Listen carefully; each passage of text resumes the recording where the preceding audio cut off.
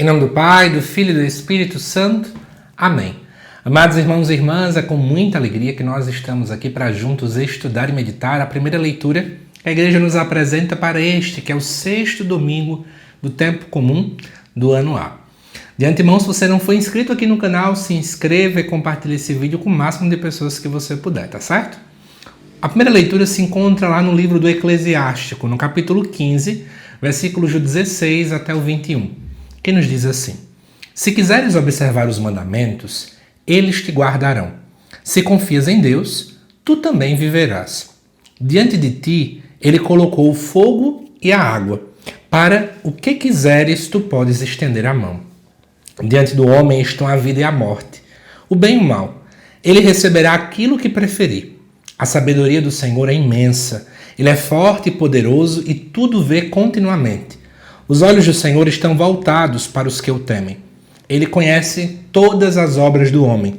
Não mandou a ninguém agir como ímpio e a ninguém deu licença de pecar. Amados irmãos e irmãs, acho que a gente precisa entender um pouco do contexto da época para que você compreenda a dinâmica do livro. O livro do Eclesiástico ele foi escrito provavelmente por um homem chamado Ben Sirá, por volta do ano 180 a.C. E nesta época, mais precisamente na região em que depois Jesus de fato veio a viver, nós estávamos vendo ali a chamada helenização, que foi um processo em que a cultura grega estava cada vez mais sendo apresentada para as pessoas e trazendo algumas visões bem equivocadas, na visão de um relativismo da fé e também o determinismo, como se fosse a seguinte ideia: de que adianta crer em um Deus se todo o seu destino já está previamente definido?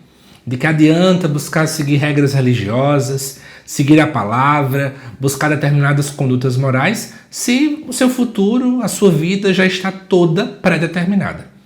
E é diante desse contexto que o livro então vem ser escrito, para poder mostrar que a coisa não é assim. A religiosidade não é coisa do passado, né?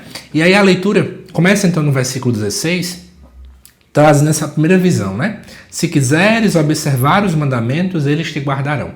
Quando se fala o termo observar, quer dizer, em outras palavras, buscar ouvir os mandamentos, ser guiado pelos mandamentos, obedecer os mandamentos, né? Buscar levar em sua conduta aquilo que os mandamentos de fato dizem. Só que é interessante, né, que aparece aqui a partícula se. Não é uma imposição. Deus não impõe para nós que nós o sigamos, mas Deus nos dá uma permissão, não é nada automático. Ele nos dá uma liberdade. Ele diz assim: olha, você pode fazer o que você quiser. Você pode escolher me seguir ou não. E essa lei que muitas pessoas caracterizavam como local de opressão, ela não oprime, porque o texto diz que eles, que são os mandamentos, te guardarão. A lei não deve nos oprimir, pelo contrário, ela deve nos guardar, ela deve nos proteger então a nossa vida. É como uma espécie de uma cerca que protege alguém para que não saia para os perigos do mundo. É igual uma mãe que, por exemplo, acaba cercando, né, a cama, o berço da criança, para que ela não caia, para protegê-la da vida. Talvez para aquela criança ela dissesse: nossa, estão me prendendo, estão me privando. Mas a gente sabe que aquilo dali não é uma prisão. É a mesma coisa que acontece em relação à lei. E o texto continua: se confia em Deus, tu também viverás. Então aquele que confia em Deus tem uma vida com V maiúsculo, uma vida por excelência, uma vida plena. No versículo 17 nos mostra que Deus então nos dá duas decisões: fogo e água. Por um lado, o fogo simboliza a dinâmica, né, daquilo que é destrutivo, da morte, daquilo que pode acabar com tudo.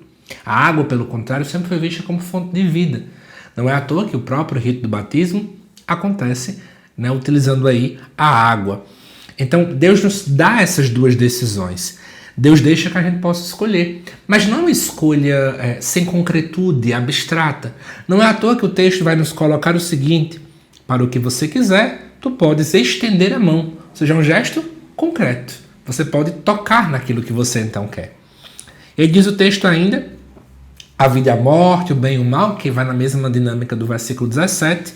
E aí vem o versículo 19, que vai contra aquele determinismo que eu falava para vocês no início do vídeo. Porque diz assim: a sabedoria do Senhor é imensa, ou seja, Deus tudo sabe, né? Ele vê tudo, né? Ele vê todas as coisas, ele conhece inclusive as obras do homem, né? Ele vê tudo, mas não é porque Deus vê tudo que anula então a nossa liberdade. Ele ainda permite que a gente possa escolher. mas ele não nos obriga a pecar. Quantas e quantas pessoas começam a acusar Deus de decisões equivocadas que tomaram? Eu só pequei porque Deus infelizmente me colocou aquela pessoa na minha vida. Se Deus não tivesse colocado, mas foi Deus que mandou ir até aquela pessoa. Acabei pecando por culpa de Deus. Tem gente que fala assim, Deus não nos leva ao pecado. Deus odeia o pecado, né?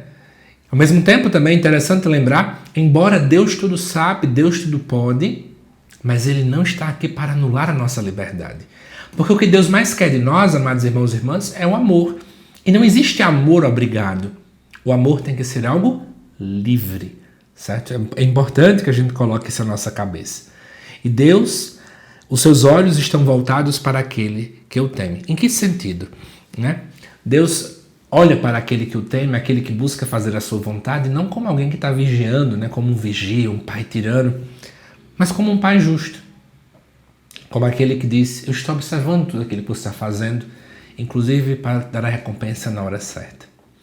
Amados irmãos e irmãs, olhar para isso aqui já começa então a nos apontar para o Evangelho que vai lá na terça-feira aqui no canal, vai tocar na temática da lei.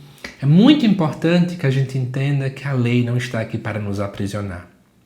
Eu menciono isso porque muita gente prega por aí isso, né? Parece-nos que caminhar dentro da igreja é um caminho de fardo, é um caminho cansativo, é um caminho de dor, é um caminho com muitas dificuldades, mas não é assim que a gente deve fazer. Amados irmãos e irmãs, a palavra nos aponta para a seguinte realidade, né? A lei é fonte de vida. Fazer a vontade de Deus é fonte de vida para a gente. Aquilo que está na palavra, mesmo que a gente agora não está entendendo, mas quando a gente busca cumprir aquilo, nós temos vida e vida em abundância. Que guardemos em nosso coração e busquemos observar os mandamentos. Observar a vontade de Deus e entender que tudo aquilo que a própria igreja acaba nos orientando, a igreja que é corpo de Cristo, é para o nosso bem, é para a nossa proteção. É uma cerca que nos cerca por amor. Não para nos proibir de coisas, mas para nos limitar de cair em coisas erradas, em vista do nosso bem. Que Deus te abençoe, amado irmão, amada irmã, e que você entenda sempre, temos liberdade e que nós possamos escolher de modo correto. Que o Espírito Santo de Deus possa nos levar a tomar escolhas extremamente conscientes.